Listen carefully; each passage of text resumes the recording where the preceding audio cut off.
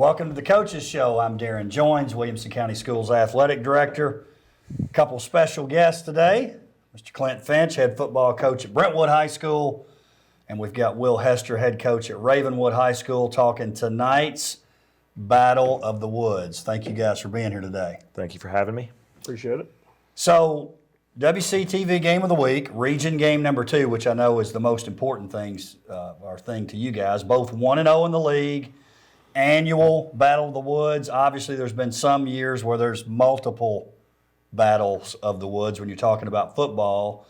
I'll start with you, Coach Finch. I'm sure this hasn't been a very busy week. No Rotary Club breakfast and no pep rallies and people talking about it at school, right? Yeah, it generates a little buzz this week. I think I spent as much time with Will Hester this week as I did when we worked together. So we see each other quite a bit this week. But yeah, it's been really exciting. Big pep rally on Friday, a lot of buzz always associated with this ball game, but a fun little rivalry game for us. Coach Hester, busy week? Yeah, no, I mean, the media obligation is probably more than most. Of course, we had a bunch last week, too. We're kind of erring on the other side, right? We're not doing a pep rally this time. We feel like there's enough emotion already in the game. Why add more to it? So we'll see how that goes. Could backfire. Who knows? We'll see. You know, it's interesting, Coach Hester, that you say that. And I do think it's a real thing where we live and in this district. Not many high school coaches talk about media obligations, but we have them here, right? Oh, yeah, absolutely. I mean, you know, there's a lot of hype around the Oakland game last week, and so we dealt with that, radio and TV and stuff. And then this week, we always do the Rotary thing on Tuesday, which I think is awesome. Tuesday morning Rotary Club always has us out. And now we're doing this show here on game day, so it's exciting. Coach Finch? Always is. I had a great time at Rotary Club the other day. Those people always treat Will and I super nice. Obviously, there's a lot more phone calls this week from media outlets and things like that. But again, it's all part of what makes this a lot of fun. Let me ask you guys this, and Coach Hester alluded to this earlier saying, hey, we don't need any more distractions. I always think it's interesting with coaches because I lived this a little bit too, and I handled it multiple ways depending on the year and the team. But some will go, hey, we got our thing to do, just like we always do, and they don't talk much about this is a rivalry. Others, they totally talk about it and embrace it all week. How do you do that, Coach Finch? Is it different years? I think, and Will and I talked about this the other day, I gathered my team together on Monday and we talked specifically about we know it's a big deal. Like, let's go ahead and embrace it. It's a big deal. But at the same point in time, we said, let's focus on the main thing, which is at 7 o'clock on Friday night, and let's approach this as a chance to hopefully get to 2-0 in the region, playing a really good region opponent. But keep the main thing, and that's the ball game. Coach Hester? Yeah, this game is really different than any other. I mean, I've been doing this a long time, and when you get to the stadium and you're, like last year we were the visiting team, you get off the bus at 5:30 and both student sections are, wall-to-wall packed at 5:30. Yeah. Generally you go out for pregame warm-up and it's, the crickets are out there. There's nobody even wandering around. That first group that goes out, you got people chatting at you when you're going out to take the first snap of pregame warm-up an hour before kickoff or an hour and a half before kickoff. So, it's different. It's going to feel different. I think the thing we have to mentally prepare them for is that kind of pregame energy. You can literally spend a bunch of energy in pregame just being so excited for the moment. So, our discussion this week's been more about trying to, it's a big game. We know that all the things are at stake, bragging rights, region, all the things that come along with it. But if you're not, in the moment when the time comes, that's what's going to cost you the game. So that's the hardest part, but it's also the part that we got to try to do the best. If you take a look at the history of this game, this obviously adds to it is how competitive it's been. Ravenwood with the 21-16 win last year. Brentwood holds the series edge 12-11. Ravenwood 3-1 in the playoffs. We were talking before we came on, Coach Finch, of those 23 games, you guys have been involved in well over half. Yep, on both sides of the fence. Yep, stood on both sides of the sideline for this game. So sometimes wearing blue, sometimes wearing red. It's such a neat game, it really is. Now, Coach Finch, last year, your first year as a head coach, so this will be number 2 for you. Coach Hester, 4-0 in this game as head coach. I can say this: the times Clint, Finch, and I have stood on the same sideline, we've never lost. So I don't know how we can work that out Friday, but the times that we've stood on the same sideline, we've never lost. But that's got to be, I don't even know if people at Ravenwood realize that, but that's pretty special now, 4-0 in this game. I didn't even know that. I bet he knew. I probably said it last year. I bet he knows. Coach Finch, let me ask you this, because again, you've been in this game a lot, but last year, the first year as a head coach, it was a little different from the big seat, so to speak, right? Oh yeah, I think again it's everything that comes with this game, and I think as an assistant coach, you're probably a little bit easier to kind of sit back and enjoy it. As a head coach, again, just a lot of responsibilities that are associated with it. But it was also just a lot of fun last year too, to sit there and kind of oversee the whole big production. As a head coach, kind of makes it one of the fun things that you get to do with it. You know what's interesting? I always say this about football. A lot of things about football fascinate me, but you really, in a lot of ways, have three head coaches. You got the head coach, but then you're potentially, depending on who does it on your team, you've got the head coach of the defense, the head coach of the offense. I think that's pretty unique with your sport. Yeah, and I think, it always comes down to the people you hire, right? A lot of your success is always, who do you hire?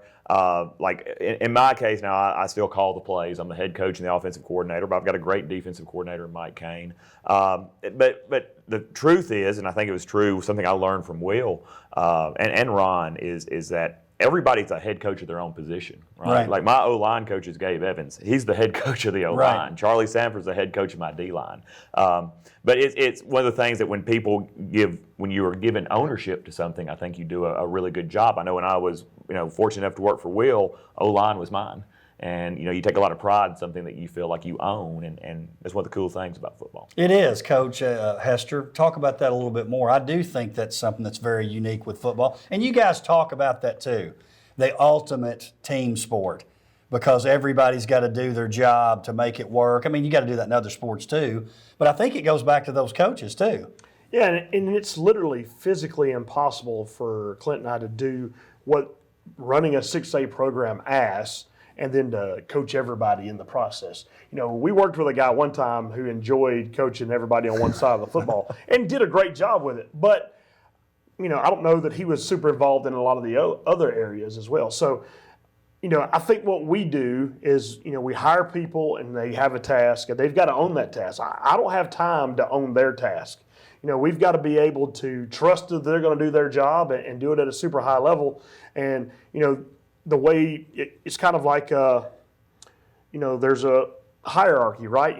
We kind of dictate to the coordinators, if you will, and then they make sure that their guys are doing their stuff. And, as a coaching staff, and we did the same when Clint and I worked together, we split up on Sundays when we're game planning. I'll go check in on the other side of the ball kind of at the end and hear, basically so I know what it's going to look like, right? But in the end, they got to own that and they got to do it. There's just not enough time to do everything. So, assistant coaches are the biggest key to this whole puzzle. Gentlemen, let's look at last week's games a little bit. A couple of great ball games. We'll start with Brentwood, 14-12 win over Henry County. Grant Nelson continuing to come. And it's hard to believe the young man's been here like 8 weeks. Is that correct, Coach? 8 weeks, yes, sir. Really playing well. Had a very efficient week, 9 for 14, 102 yards, a couple of touchdown passes. The one that really stands out is the one to Cochran. Yes, sir. And I love how Cochran, and it's a credit to you, it's a credit to your staff, it's a credit to Cochran, it's a credit to Coach Bond. Mm-hmm. He's really taken this, okay, I'm not the quarterback, this other guy has moved in, he's doing a great job.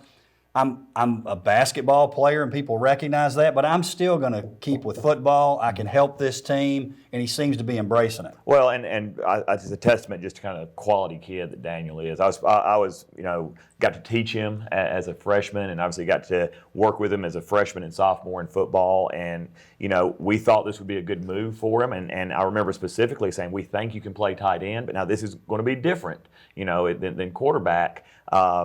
And the secret is, as much as we'd like to talk about him being a big target out there, and that is really nice, he's 6'7", and if you watch the replay, he just can absolutely elevate and make some tough catches, but does a great job blocking as well. And has had games this year where we haven't been able to target him a whole lot, but is willing to kind of get in there and do the dirty work as a tight end or a lead blocker sometimes. And that's just that's a really cool thing for a young man that kind of goes from the star position to a little bit more of a hard nose, bring your lunch pail to work position, and has done a great job with it. Mason Bell, obviously someone else is playing well. But let's go back to Cochran real quick.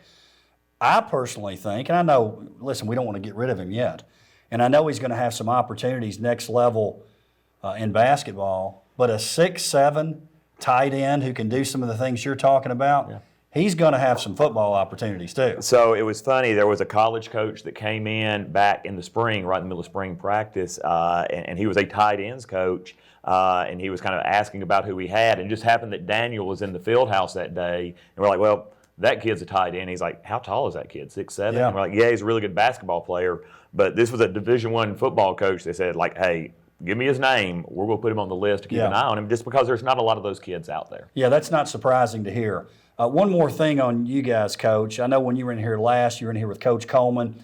We were talking about special teams and how they had played a part in your first two games. They come up again last week against Henry County. 100%. We've been fortunate in that we've had good defense in all the games. I think our special teams have been good, except for one instance, against Father Ryan. Right now, Luke Armstead is doing a great job as a punter. I think he's averaging 40-something yards a kick, doing a great job of getting the ball out on time, great hang time. And, of course, we continue, and I said even though we had a rough game against Father Ryan, we continue to send out Isaac Hayes, and he continues to knock down extra points and field goals and continues to drive a lot of kicks into the end zone, which is always a huge advantage for you. So, right now I feel like we're playing good defense, really good special teams. We're still trying to find ourselves on offense, but 2 of the 3 phases of the game we feel like we're pretty good in. Again, Brentwood with a 14-12 win over Henry County. Coach, Hester, your game, I would argue, when you're talking about media hype and the teams that were playing, may have been the marquee game in the state, honestly. Maybe for the week. To be honest with you, I thought that game could go either way, right? I felt like, we could be in it and have a chance to win, or I felt like, depending on how it started, they could, have their way with us. That team is super athletic, and, when they kind of get happy and get rolling, it's a tough animal to stop. And, I'm just proud of the way our guys competed. They proved that, on any given Friday, anybody can compete with anybody. And, I felt like it was probably one of the better games that Chris has played as a Ravenwood Raptor, and hopefully we can continue to build off some of that success and keep going in the right direction. Chris Parson, 214 yards passing, 133 rushing in that game. Carter Pace, 2 rushing touchdowns. Final score, Oakland 45, Ravenwood 31. Now, Coach, let me see if I know anything about football here and momentum of games. I saw it talked about in the paper, 38-31. They flip the field on you, the ball goes down to the 5. I would also point to what happened at the end of the first half. If you score to tie it up, or you're up 24-17 late, and then what I deemed, that pass that was thrown, it looked like somebody out of a duck blind shot that ball, and it was just, it was spinning in all kinds of weird angles. Obviously a reception, they get it down to within the 5 and they score. If that doesn't happen, they don't score, or you hold them to a field goal, maybe that is a turning point. Yeah, it is. And, I guess the most disappointing part about that scenario is, we work on those end-of-half, end-of-game scenarios all the time. But the play before that, clip 82 from the film, I'll never forget it, right? They call offsides on Ravenwood. Well, what they didn't catch before the offsides is the ball was snapped and fumbled and was laying on the ground. Now, their quarterback falls on it. But they're out of timeouts. The clock should be running. They don't ever snap that next play. So you send it into the state, and they're like, we're sorry. That was an incorrect call. And so you can't go back, right? You can't change those things. We should have made the next play. We should have stopped them and not had that end of half thing. But to know that play should have never existed, right?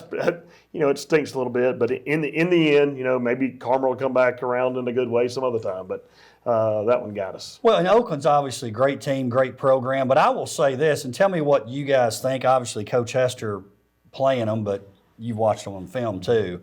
regardless of who comes out of our area, and let's say one of our teams makes it to the final, let's say it's Oakland, it doesn't feel to me as maybe overwhelming a task to win that game as it's felt the past couple of years. Would you guys agree with that? I mean, I would say the team that they played in 20, right, was probably It's a better unbelievable. team than the one that we saw on the field Friday. I mean, now they are without a couple of their dudes that will be back before the end of the year. Eric Taylor is, one of the best players in the state. He's not played a down this year yet.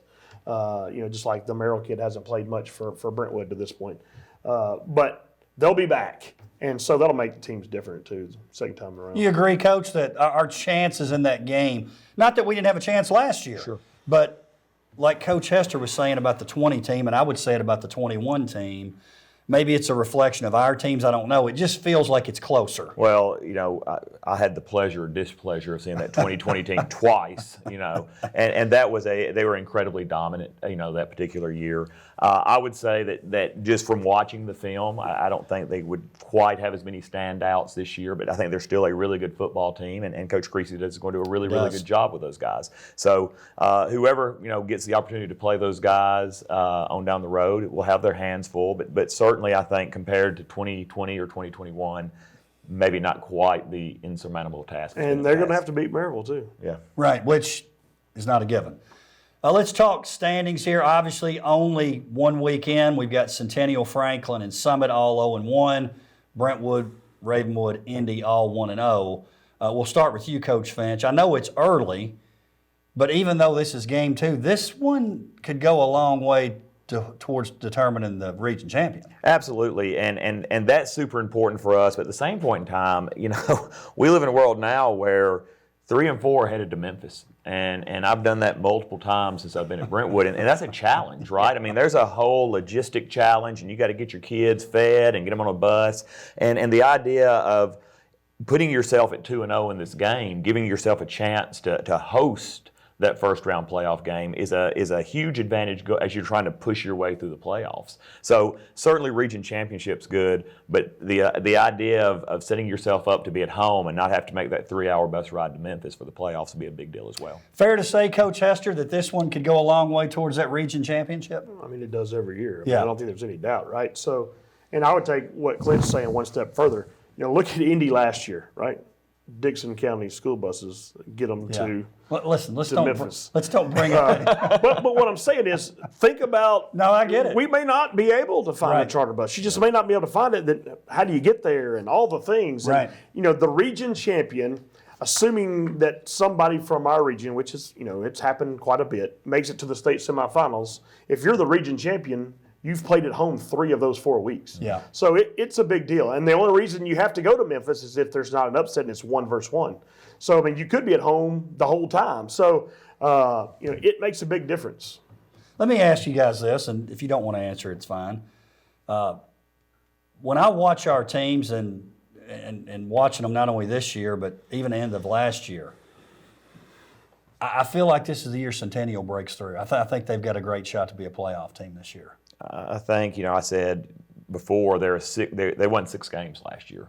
And I think one of the biggest things you've got to do to have a breakthrough is you've got to have kids that believe and that they can win ball games. And I think Coach Kreisky and those kids over at Centennial believe they can win ball games now. I think they played Indy right down to the wire in some pretty tough conditions where it was play one night and come back the next night. Yeah, it's tough. So absolutely, I think he's done a great job over there, and I could very easily see them qualifying. Yeah, I mean, to be honest with you, I really haven't got a chance to look at them much. They haven't really crossed over with who we're playing and that kind of stuff. So I know what I'm hearing about them. I'm hearing that they're better. I'm hearing that they're going to be one of the teams to beat in order to win the region. So clearly, if you look at the scores, they're doing a great job and had a super close game with Independence, who could have the most talented group in the whole league. So definitely going to be somebody that's going to be reckoned with along the way. Coach Hester, let's talk a little Ravenwood offense.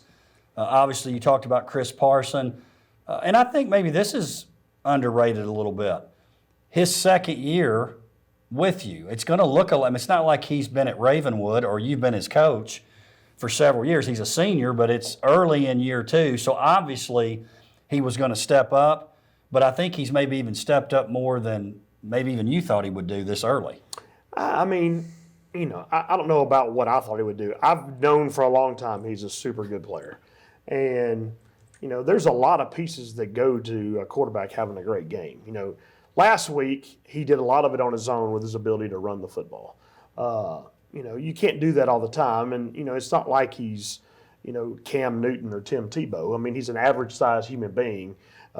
He can't take the abuse of running the ball every snap, nor would we allow him to, right? So, you've got to find a happy medium in there, and then the guys around him. I mean, you called it earlier the ultimate team game, right? That's what it is.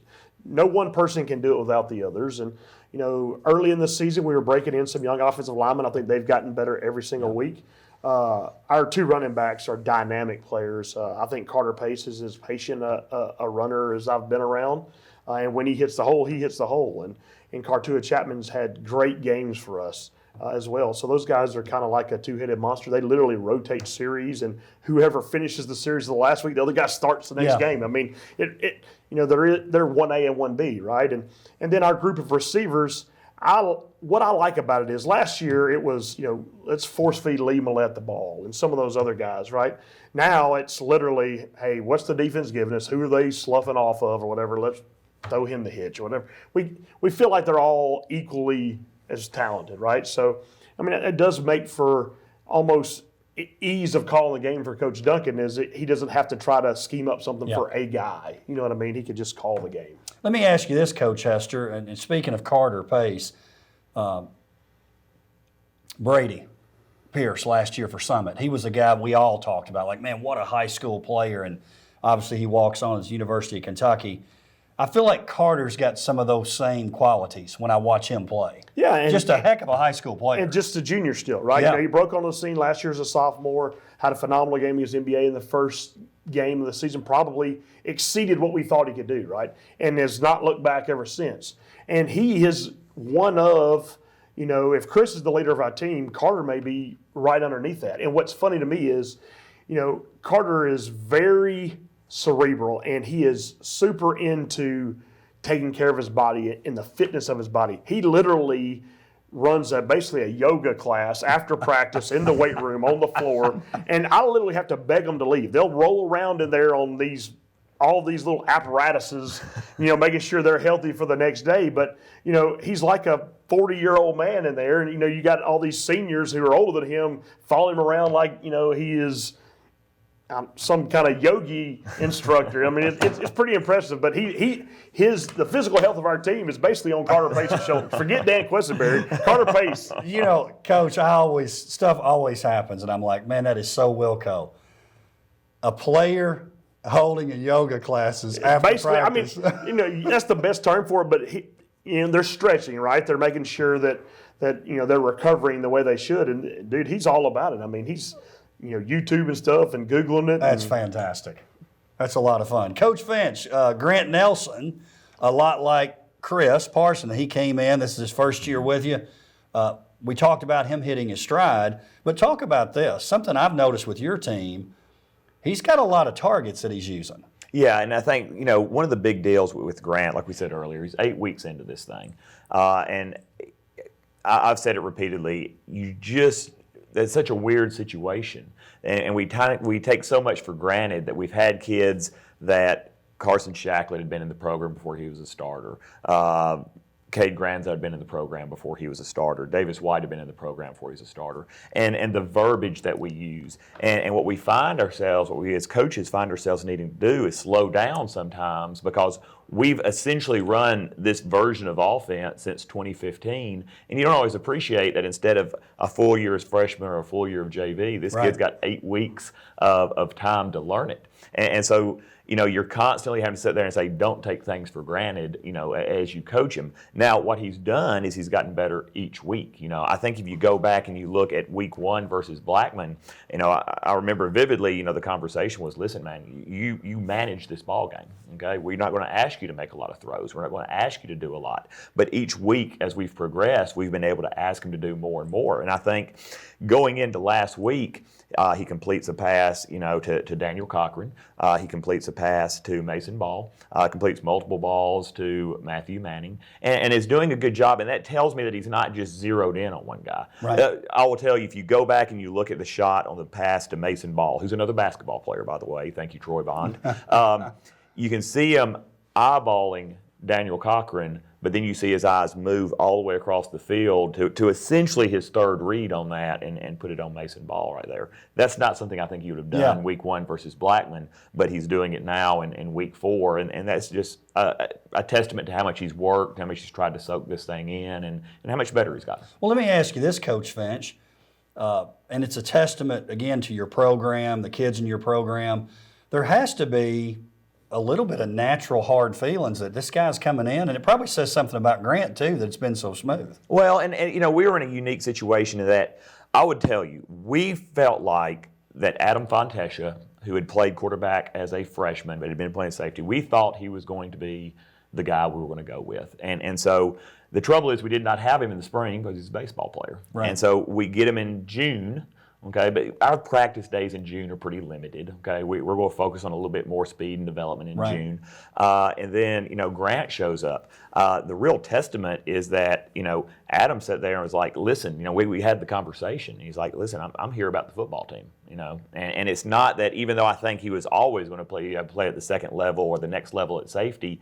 I'm going to do whatever's best for the football team, and handle that with a lot of grace. And our 2 young kids, we have 2 sophomore quarterbacks right now that we think will be really good and are going to be in a great battle next year. They've understood that, hey, this is a year for us to develop. So I think it's a testament to our kids. We talk a lot about we over me in Brentwood football, and everybody's really bought into that, and they've bought into the fact that this kid's here. We're going to take some time to develop him, and again, you get spoiled sometimes getting to coach kids at places like Brentwood and Ravenwood. They're just really good kids and understand the importance of team. Very well said. Let's talk a little defense. Coach Hester, fair to say that your defense is a little bend, don't break, and it may be the fact that you can score so quickly that sometimes you have these high-scoring games. A little bit different than what Brentwood's doing in terms of lower-scoring games. Is that fair?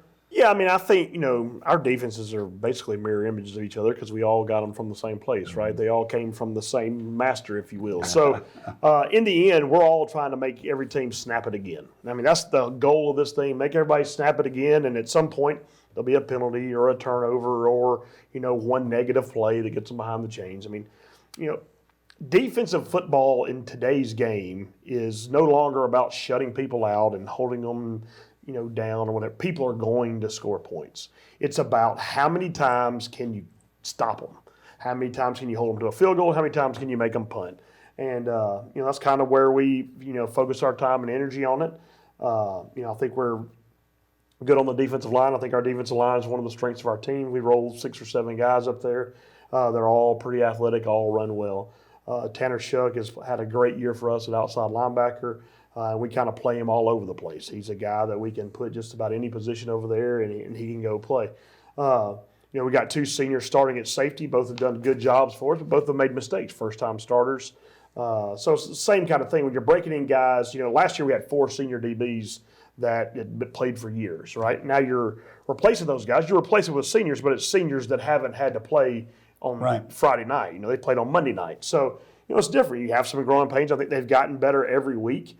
Playing a team like Oakland who runs the ball so well, when you mash it up in there so many times and then, 1 out of every 10 plays you're going to play action, you're going to have people open. That's just the nature of the beast, right? When you run the ball so well, play action is really good to you. If you can't run it, play action means nothing, right? Nobody's going to be open. So, and so I would say, absolutely, bend but don't break. I mean, we want them to snap the ball again. Coach Finch, we talked last time when you were here. You're very pleased with how your defense was playing. You got a tough-minded defense. I think you talk about your offensive line, too. That seems to be kind of part of your identity, the toughness on both sides. But talk about, listen, Henry County, if you just go down through the history of that program, especially the past 5 and 6 years, you see a lot of games, 30, 40, even 50 points. They scored 12 points. You have to be pretty happy with that. Well, and we were, obviously, and I've tried to brag on that defense all year, obviously. I think they've been good all year. What's been impressive about it is that, they were good against Blackman, who is going to tempo you and take shots downfield, and they were good against Henry County, that's going to be more deliberate and is going to be in a lot of two tight end formations and try to run the football at you. And that's where, I feel like they're a special group, right? They've had to defend tempo, people chucking it down the field, and they've had to defend, some it's kind of quarterback run heavy. Henry County is going to pound the football at you, even though they have a really good quarterback that can take shots as well. So they've really answered the bell each week. We've sent them out there against really multiple types of defenses or multiple types of offenses. All right, final question. We're going to start with Coach Hester. Give me, not a coach speak one, but give me something tonight that's a key that you've been talking about all week that you could tell us. You got to manage the emotion of the game. You can't play the game before the game happens, and you also can't allow your friendships, your relationships to get your head out of the game. There can't be any stupid penalties, no pushing after the play, no personal fouls. I mean, play the game clean, play it to the best of your ability, and let the chips fall where they may. But you can't allow extracurricular stuff, both emotion or penalties, to have a factor in the game. Coach Finch? 100% the same thing. You've got to sit there and make the main thing the main thing. That's the football game. But at the same point in time, we've meshed. Part of the message to our football team has been also just sit back and enjoy this. So many high school kids never get to play in one of these environments.